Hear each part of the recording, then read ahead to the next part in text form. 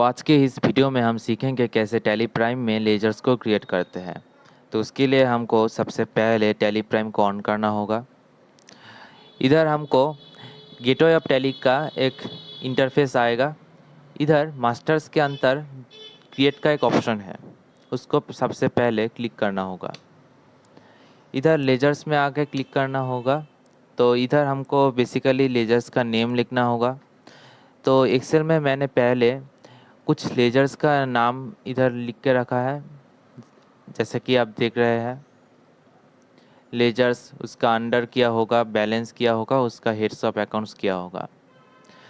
यहाँ पर लेजर्स में मैंने वेजेस, फ्रेट, कैरेट इनवर्ट, इधर इनडायरेक्ट एक्सपेंस के insurance, bad debt, cash, bank, capital drawings का कुछ लेजर्स है जो मैंने यह क्रिएट किया है। तो इसको ही हमको टैली में एंट्री करना होगा। तो आइए चलते हैं कैसे एंट्री करते हैं। तो सबसे पहले हमको वेजेस लिखना होगा। उसके बाद अंडर क्या होगा, एक्सेल में आप देख सकते हैं वेजेस का अंडर इधर डायरेक्ट एक्सपेंसेस है। तो बेसिकली हमको इधर डायरेक्ट एक्सपेंसेस ही लिखना होगा इस तरह से। उसके बाद टाइप ऑफ लेजर आता है, इसको हमको नॉट एप्लीकेबल रखना होगा। उसके बाद स्टैट्यूटरी डिटेल्स में इधर नॉट एप्लीकेबल एंड जीएसटी भी नॉट एप्लीकेबल करना होगा इस तरह से। उसके बाद इंटर टेक ए सेव। तो वेजेस एक डायरेक्ट एक्सपेंसेस था, अब हम एक इनडायरेक्ट एक्सपेंस का एक एग्जांपल लेंगे। इधर इनडायरेक्ट एक्सपेंसेस सैलरी है, तो सैलरी को क्रिएट करेंगे इस तरह से। अंडर आएगा इनडायरेक्ट एक्सपेंसेस इस तरह से। टाइप ऑफ लेजर को not applicable and statutory details को भी हम नॉट एप्लीकेबल करेंगे, जीएसटी को भी हम नॉट एप्लीकेबल करेंगे इस तरह से, और इंटर दे के सेव करेंगे। तो सेव हो जाने के बाद हमको अब बैंक का एक एंट्री करना होगा इस तरह से कि बैंक अकाउंट्स अंडर भी बैंक अकाउंट्स ही है। तो इधर हम जो भी bank like SBI savings account और करेंट अकाउंट, एसबीआई हम करेंट अकाउंट लेते हैं। आप इधर अंडर क्या देंगे, इधर बैंक अकाउंट्स, बैंक ओसी अकाउंट और बैंक ओडी अकाउंट तीनों है।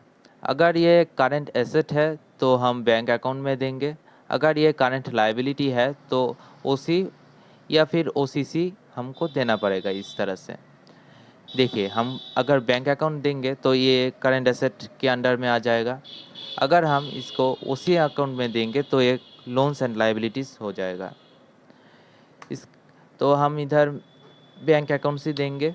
उसके बाद अकाउंट नंबर, आईएफएससी कोड, ये बेसिक डिटेल्स है जो हमको फिलअप करना होगा। तो मैंने इधर कुछ फिलअप नहीं किया है। यहाँ पर एड्रेस चाहेगा तो हम एड्रेस नहीं देंगे, और इंटर दे के हमको सिलेक्ट करना होगा इस तरह से। तो हो गया। उसके बाद